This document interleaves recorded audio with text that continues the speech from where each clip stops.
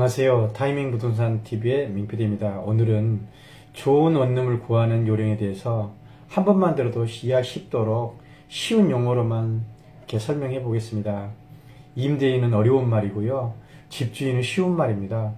법률 용어는 어려운 임대인이라고 이렇게 씁니다. 임대인이라고 듣고 집주인이라고 이해하시면 됩니다.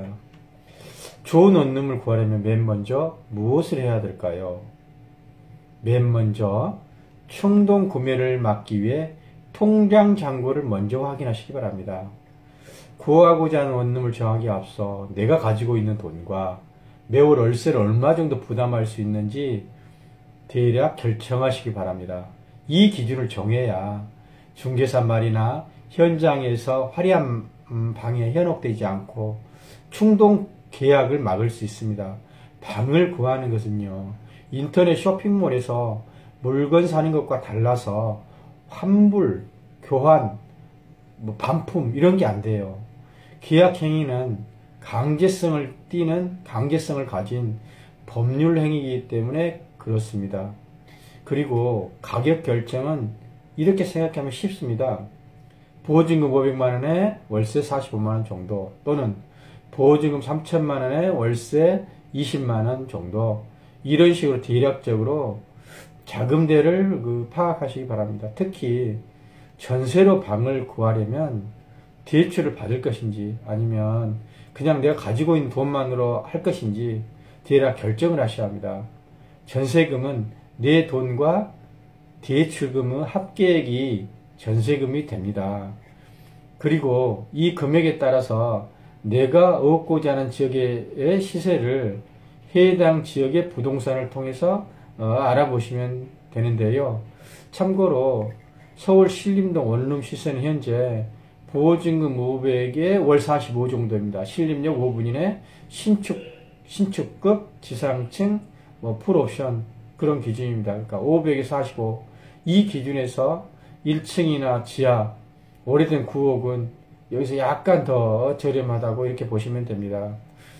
두 번째로, 구하고자 하는 방의 지역과 나만의 방의 컨셉을 구체적으로 정해보세요.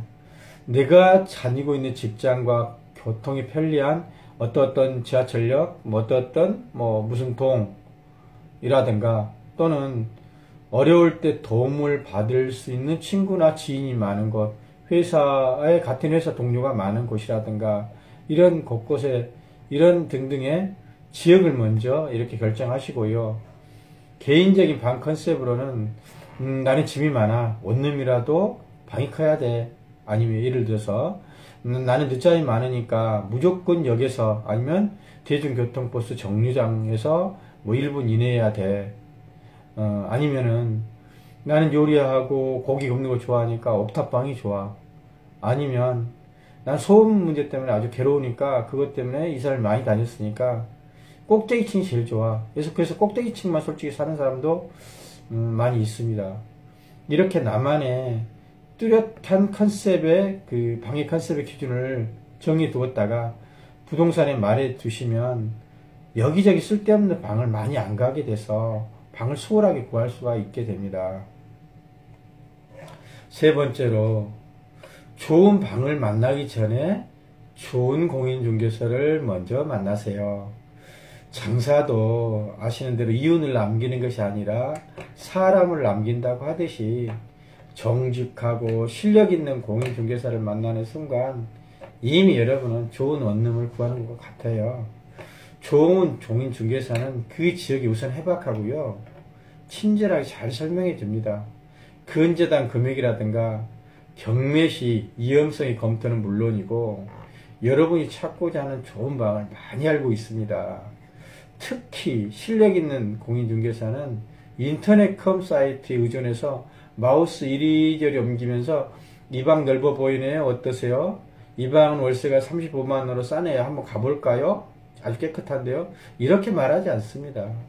대략적인 가격대와 앞에서 정한 여러분이 원하는 방의 컨셉을 미리 말씀드리면 바로 부동산은 문을 나서서 읽어야 될 게 방을 보여줍니다. 실력 있는 중개사는 평상시에요, 부지런히 발품을 팔아서 좋은 방을 머릿속에 많이 담아두고 있고, 실제로 이런 가성비 좋은, 이런 그렇게 좋은 방은 인터넷에 올라가기 전에도 다 나갑니다. 오직 인터넷의 컴사이트만으로 방을 찾아주는 중개사는 그 지역에 대해서 잘 모르는 외지인이거나 이동이 잦은 중개보조원으로 주로 과장, 부장, 팀장, 실장 이런 직함을 가지고 있는 경우가 많습니다. 물론 다 그런 것은 아닙니다. 네 번째로 방을 살펴보는 디테일한 요령을 한번 설명해 드려 볼게요. 일반적으로 주택은 크게 신축과 구옥으로 이렇게 구분할 수 있습니다. 신축은 철근 콘크리트로 석고보드로 모두 마감재를 사용하고요. 외벽이 흰색이나 회색, 무채색 계열이 많아요. 그리고 하층은 검정색 계열이 많고 상층은 회색, 무채색, 회색이나 흰색을 이렇게 많이 이렇게 사용을 합니다.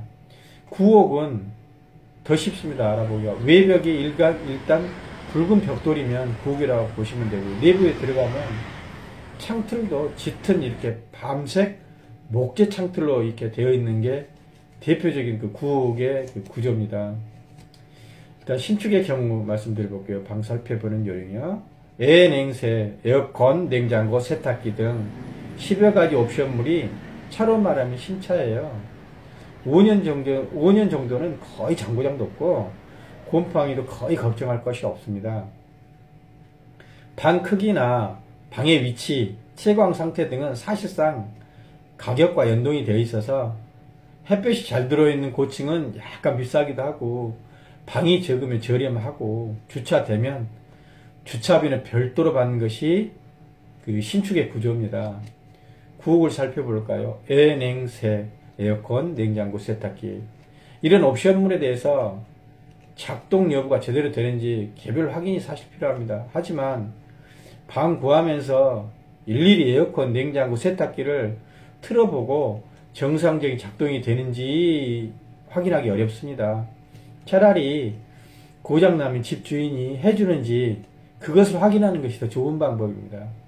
구옥의 경우 정도의 차이일 뿐이지 곰팡이는 조금씩 다 있습니다. 대신에 방이 좀 크고 약간 저렴한 것이 특징인데요. CCTV나 현관 보안이 없는 경우도 있으니까 이를 감안하시기 바랍니다. 그리고 아주 디테일한 사항으로 그 집에 그 밤낮의 층간 소음이라든가 주변의 편의시설이라든가 유흥과 위치, 그리고 옆방에서 애완동물을 키우는지 안 키우는지, 창문이 좀 큰 편인지 아니면 창문 숫자가 두세 개 되는지, 그리고 창문의 방향이 복도로 방향을 하는지 아니면 바깥으로 되어 있는지, 아니면 옷장의 청결도라든가 싱크대 위치, 이런 무수히 많은 부수적인 것들은 개인 선호도에 따라서 우선순위를 정하면 됩니다. 실제로 밤과 낮의 층간 소음이나 옆집에서 몰래 애완동물을 기르는지 등은 살아보지 않으면 알 수 없습니다. 이렇게 모든 것을 갖춘 그 방은 세상에 존재하지 않습니다. 자본주의 원리상 싸고 좋은 방도 없습니다. 아시는 대로 싸고 좋은 음식 없지 않습니까? 내 컨셉에 가장 가까운 방을 구한다는 마음을 가지시면 방 얻기가 훨씬 수월해질 겁니다. 그리고 다섯 번째로 부채 비율이 70% 이하인 집을 구하십시오. 부채 비율을 보통 깡통주택, 깡통 비율로 이렇게 말하기도 합니다. 요즘은 시가 대비 깡통 비율이 다가구 주택이나 다중주택의 경우 70% 이상이면 위험할 수 있습니다. 우선 이러한 사항은 정직하고 실력 있는 공인중개사라면 미리 등기 서류를 확인해서 다 상세히 알려줍니다. 참고로 부채 비율을 구하는 요령을 쉽게 설명해 보면, 그 집의 세입자가 나 혼자라면 대출금과 시가만 알면 됩니다. 하지만 다가구, 다중원룸, 오피스텔, 도시형 생활주택의 경우는 집주인 한 명이고 세입자가 여러 명이므로 나보다 선순위 보증금 합계까지 알아야 합니다. 예를 들어 시가 10억의 집에 대출금이 10억이고 나보다 먼저 입주한 세입자 보증금 합계액 2억이라면 부채액은 9억이므로 부채 비율은 10억분의 9억, 즉 90%. 깡통 비율이 90%로 경매에 들어가면 돈 못 받을 위험이 굉장히 높습니다.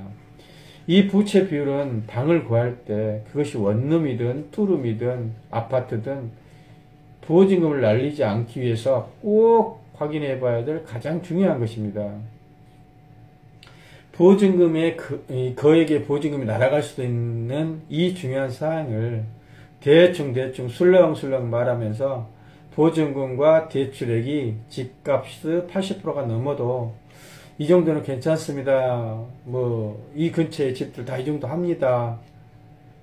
이렇게 부동산에서 말하시면 그 순간 여러분은 네, 잘 알겠습니다. 잘 생각해보고 꼭 전화 드리겠습니다. 하면서 부동산 문을 열고 나오시면 됩니다. 그리고 속으로 큰일 날 뻔했네 하시고 제대로 된 다른 정직하고 실력 있는 부동산을 찾아가시면 됩니다.